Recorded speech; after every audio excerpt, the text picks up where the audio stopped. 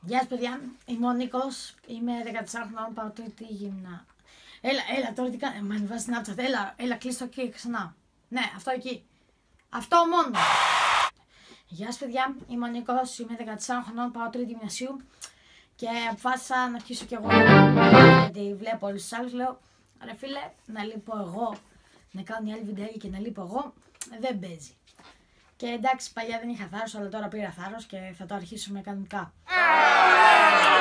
Βλέπω πολύ YouTube και εντάξει, τώρα θα ξεκινήσω βιντεάκια, θα τα κάνω όσο πιο σύντομα μπορώ και